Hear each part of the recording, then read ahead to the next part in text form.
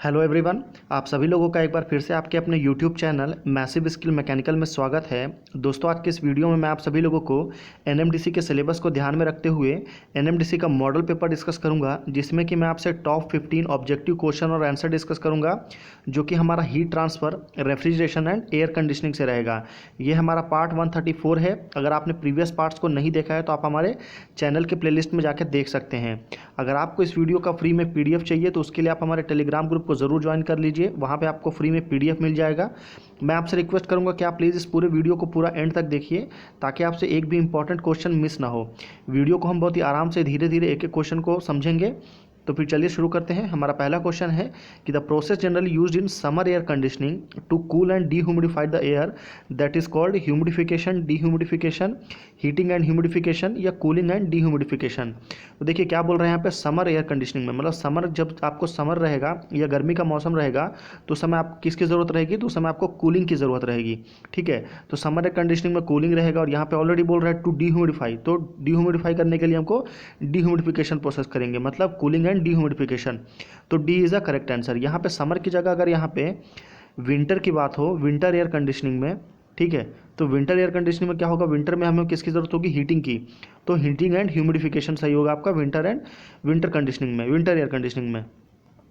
Question number 2 है, काफ़ी important question है कि leakage in the refrigeration system using ammonia is detected by. अगर आपको जो रेफ्रिजरेशन सिस्टम है, अगर उसमें एज अ रेफ्रिजरेंट जो है अगर हम अमोनिया को यूज़ कर रहे हैं तो वो क्या डिटेक्ट करेगा, halide torch, sulphur stick, soap and water, ये ऑल ऑफ दिस। तो देखिए लीकेज जो है अगर आपका अमोनिया में है, अमोनिया गैस से अगर लीकेज आ रहा है तो उसको हम with the help of sulphur stick से चेक करते हैं। तो B is a correct answer. Sulphur stick का कलर कैसा हो जाएगा, तो सल्फर स्टिक का कलर जो है वो आपका ग्रीन हो जाएगा। ओके, ग्रीन हो जाएगा। तो अगर यहाँ पे बात करें अमोनिया की जगह, अगर यहाँ पे किसकी बात हो, फ्रियोन की, फ्रियोन, ठीक है, अमोनिया की जगह अगर फ्रियोन है तो हम वहाँ पे हैलॉइड टॉर्च का यूज़ करेंगे।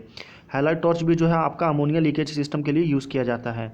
अगले क्वेश्चन में चलते हैं हम। क्वेश्चन नंबर 3 है कि the lowest temperature during the cycle in a vapour compression system occurs after. Vapour compression system को कभी कभी डायरेक्ट VCRS दे देता है, कभी कभी सीधा शॉर्ट फॉर्म पूछ लेता है, फुल फॉर्म नहीं बोलता है।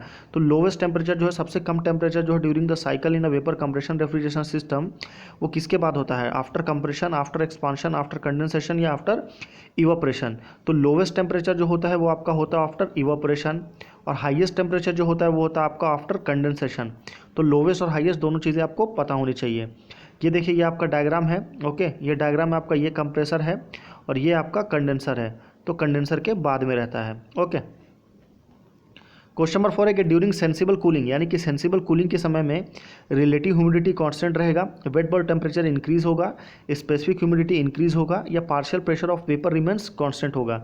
तो चलिए पहले मैं आपको साइक्रोमेट्रिक चार्ट बना के बताता हूँ, एक छोटा सा, काफ़ी ईजी रहेगा आपको उसे समझने में। ठीक है, मान लीजिए ये आपका साइक्रोमेट्रिक चार्ट है, ये आपका रिलेटिव ह्यूमिडिटी लाइन हो गया, इधर आपका स्पेसिफिक ह्यूमिडिटी है ये वाला, और ये आपका ड्राई बल्ब टेम्परेचर है। यहाँ पे क्या है, तो ड्राई बल्ब टेम्परेचर है।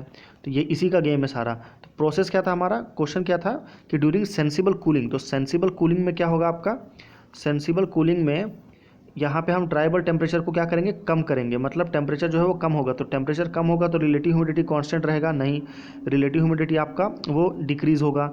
वेट बल्ब टेम्परेचर इंक्रीज होगा, ये भी नहीं होगा। स्पेसिफिक ह्यूमिडिटी इंक्रीज होगा, स्पेसिफिक ह्यूमिडिटी कांस्टेंट होगा, तो ये भी नहीं होगा। तो partial pressure of vapour remains constant, बिल्कुल सही। तो पार्शियल प्रेशर क्या होता है, तो इसके सामने में एक स्केल होता है जो कि बिल्कुल इसके लाइन में रहता है, सीधा रहता है, इसलिए उसको partial pressure of vapour remains constant correct answer है। क्वेश्चन नंबर 5 है कि in a domestic refrigerator a capillary tube control the flow of refrigerant from the expansion valve to evaporator, evaporator to the thermostat, condenser to the expansion valve या condenser to the evaporator। तो देखिए किसी भी domestic refrigerator के अंदर में जो आपका कैपिलरी ट्यूब होता है वो क्या कंट्रोल करता है, तो वो आपका कंडेंसर से इवापोरेटर के बीच में जो आपका रेफ्रिजरेंट फ्लो हो रहा है वो उसको कंट्रोल करता है। तो D is a correct answer. Question number 6 है, क्वेश्चन नंबर 6 क्या है कि refrigerant used in small tonnage commercial machine hermetically sealed unit is ammonia, carbon dioxide, sulphur dioxide या R12। तो कौन सा रेफ्रिजरेंट यूज़ करते हैं किसमें, तो स्मॉल टनेज कमर्शियल मशीन्स में। तो स्मॉल टनेज कमर्शियल मशीन्स में हम एज अ रेफ्रिजरेंट हम SO2 यानी कि सल्फर डाइऑक्साइड का यूज़ करते हैं। तो C is a correct answer.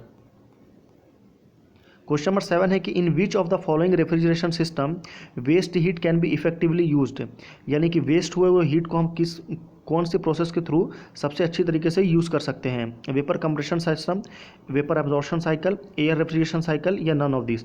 तो देखिए वेस्ट हीट का जो सबसे अच्छे से यूज़ होता है वो होता है आपका वेपर एब्जॉर्प्शन रेफ्रिजरेशन सिस्टम में, तो B is a correct answer. मैं आपको बता दूं कि ये जो वेस्ट हीट वाला क्वेश्चन है ये आपका क्वेश्चन काफ़ी ज़्यादा इंपॉर्टेंट है, क्योंकि ये आपका एसएससी में, आरआरबी में और आपका एनटीपीसी के एग्जाम में ये आ चुका है। यहाँ पे ये वाला जो डायग्राम है, लाइन डायग्राम, ये किसका है, तो ये डायग्राम है आपका वेपर एब्जॉर्प्शन साइकिल का। बेसिकली आपका वेपर एब्जॉर्प्शन साइकिल में और कंप्रेशन साइकिल में सिर्फ एक डिफरेंस है कि कंप्रेशन साइकिल में कंप्रेसर होता है और वेपर एब्जॉर्प्शन में कंप्रेसर नहीं होता है। कंप्रेसर नहीं होता, उसके बदले में यहाँ पे जनरेटर, एब्जॉर्बर और एक छोटा सा पंप लगा होता है। तो ये आपका वेपर एब्जॉर्प्शन रेफ्रिजरेशन सिस्टम हो गया। क्वेश्चन नंबर 8 है कि the fluid used in Electrolux refrigerator, यानी कि इलेक्ट्रोलक्स रेफ्रिजरेटर के अंदर में कौन सा फ्लूइड यूज़ होता है, water and hydrogen, ammonia and hydrogen, ammonia water and hydrogen या none of this.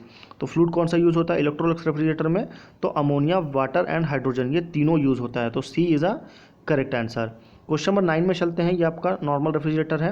Question number 9 काफ़ी अच्छा क्वेश्चन है कि the power per ton of refrigeration is 3.5 बटे COP। COP का मतलब क्या है, तो ये है आपका कोफिशिएंट ऑफ परफॉर्मेंस, COP बटे 3.5 इंटू COP या नन ऑफ दिस। तो देखिए power per ton of refrigeration क्या होता है, तो ये होता है आपका, इसको इक्वल करेंगे तो ये होगा आपका 3.5 बटे कोफिशिएंट ऑफ परफॉर्मेंस। तो A is a correct answer. Question number 10 में चलते हैं कि the thermostatic expansion valve is also called constant pressure valve, constant temperature valve, constant superheat valve या none of this.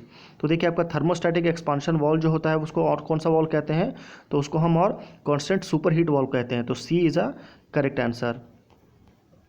Question number 11 है कि the capillary tube as an expansion device is used in domestic refrigerator, water cooler, room air conditioner.